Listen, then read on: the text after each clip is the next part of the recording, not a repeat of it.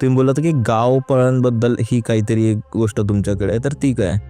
मी जसं म्हटलं की मी मीडियामध्ये होतो, यापूर्वी न्यूज चॅनलमध्ये होतो.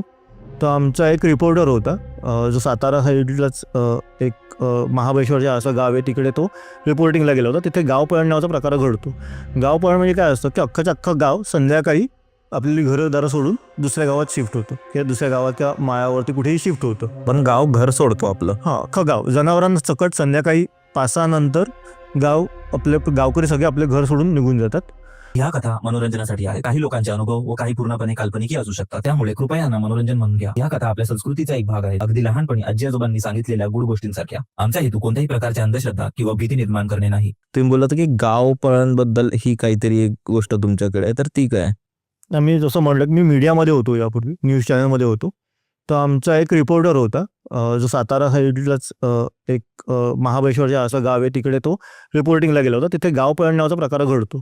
गाव पळण म्हणजे काय असतं की अख्खंच्या अख्खं गाव संध्याकाळी आपली घरदारं सोडून दुसऱ्या गावात शिफ्ट होतं किंवा दुसऱ्या गावात किंवा माळावरती कुठेही शिफ्ट होतं. पण गाव घर सोडतो आपलं. अख्खं गाव जनावरांना सकट संध्याकाळी 5-6 नंतर गाव आपले गावकरी सगळे आपले घर सोडून निघून जातात.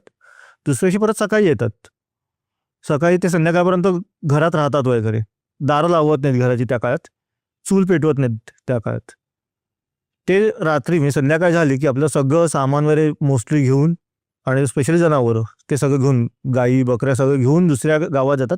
दुसऱ्या गावात मंदिरामध्ये राहतात किंवा माळावर राहतात किंवा दुसरे गावकरी त्यांची सोय करतात आपल्या घरांमध्ये. तर तशी त्यांची सोय केली जाते. तिथे त्यांना जेवण दिलं जातं, पुरवलं जातं, सगळं होतं. पण ही पूर्वापार चाललेली परंपरा आहे. तर आम्हाला जेव्हा कळलं या गोष्ट होती, तर आम्ही रिपोर्टरला पाठवलं की तू त्याचे न्यूज कर रिपोर्टिंग वगैरे. आता कसं आहे की आता ऑफ द रेकॉर्ड काही गोष्टी असतात, म्हणजे ऑफ द रेकॉर्ड आणि on the record. Me on the record काय होतं की त्यांनी बऱ्याच जणांनी सांगले भूताची गोष्ट आहे, भूत असं. कारण गाव पण काय होतं की गावात संध्याकाळी रात्री भूतं नाचायला लागतात, भूतं येतात गावामध्ये, म्हणून आम्हाला गाव सोडावं लागतं.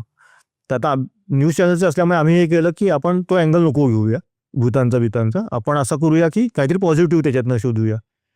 त्यामुळे ऑन द रेकॉर्ड आमची स्टोरी अशी गेली होती की त्यानिमित्ताने सगळं गाव एकत्र येतं, दुसऱ्या गावाची सलोखा वाढतो, दुसरे गावकरी यांची सोय करतात वगैरे. ते एक पूर्वापार चाललेली परंपरा आहे. याचा अंधश्रद्धा काही नाही याच्यामध्ये असं आम्ही ती ऑन द की त्यानिमित्ताने सगळेजण भेदभाव विसरून एकत्र येतात, एकत्र राहतात. एक काय म्हणतात, एक सगळं गाव जेवण असं एकत्र बसून सगळेजण सगळ्यांच्या चुली एकत्र पेटवून सगळे एकत्र जेवतात वगैरे असं होतं ना. ती पॉझिटिव्ह साईड आहे. ही आपण पॉझिटिव्ह साईड आपण मांडूया अशी आम्ही मांडली. पण ऑफ द रेकॉर्ड मला रिपोर्टरने सांगितलेल्या गोष्टी खूप वेगळ्या होत्या त्याच्यामध्ये. त्या रिपोर्टरने मला आम्ही टी व्हीवर ते दाखवल्यात नव्हत्या त्या स्टोरीज. त्याने मला असं सांगितलं होतं की त्याचा पण एवढा विश्वास नव्हता या गोष्टींवरती. तो विचारायचा हे नक्की काय असतं, भूत कोणी पाहिलेत का तुमच्यापैकी कोणी, तर की नाही पण असतात.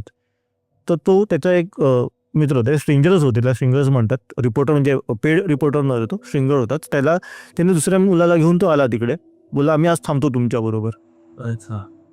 ते गावकऱ्यांना थोडा संशय यायला लागला, कारण की बातमी घेऊन झाल्यावर परत हा राहायचं म्हणतोय, आता रात्री शूट करायला जातोय का वगैरे असं काही त्यांना भीती वाटायला लागली.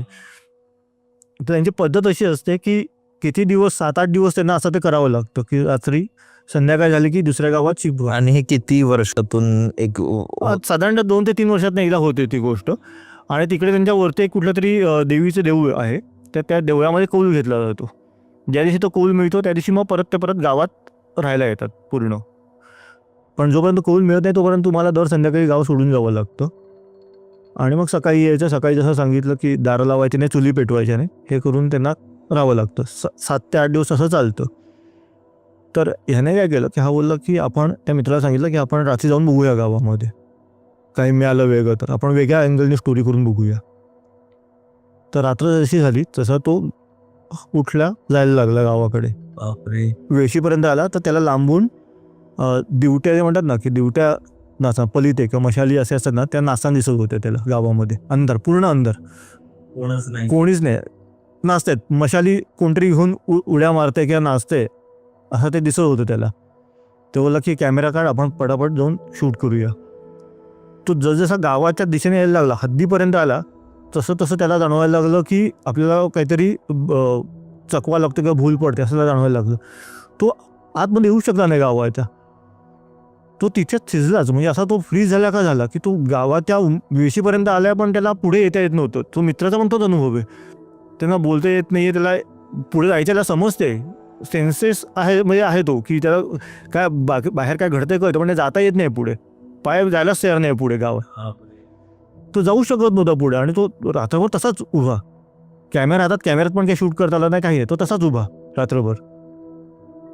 आणि पहाटे सुमारे गावकऱ्यांना कळलं. गावकऱ्यांनी त्यांना हे केलं की पुन्हा तुम्ही आता इथे आत दिसलात ना तर आम्ही तुम्हाला धरून मारू, असं त्यांनी धमकी फक्त दिली. गावकऱ्यांनी त्याला हे पकडलं. आहे आमच्या ज्या काही पद्धती आहेत त्याच्यावरती उगाच तुम्ही स्वतःचं हे करायला येऊ नका.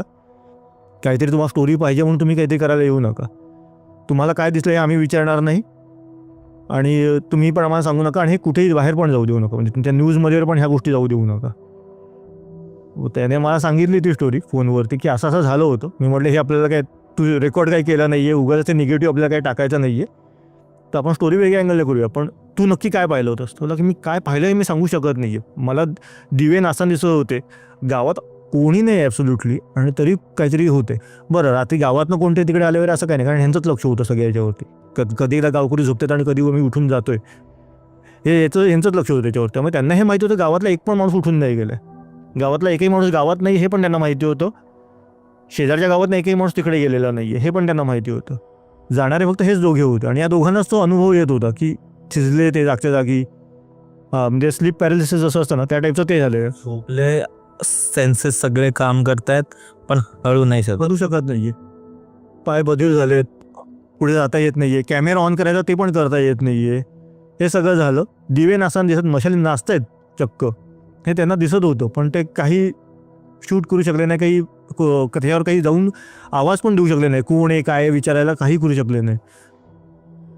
हा त्यांचा अनुभव होता की ते बोलले की गावपाळण ही म्हणून केली जाते, त्याला आता भूताचा आता लोक हे नाही करत, ती एक पद्धत प्रथा म्हणूनच आता एक ती पाहिली जाते. पण हा असा अनुभव त्याला आला होता जो त्यांनी कुठेच मग ऑन द रेकॉर्ड कुठेच नाही ठेवला, त्याने ऑफ द रेकॉर्ड सांगितला होता.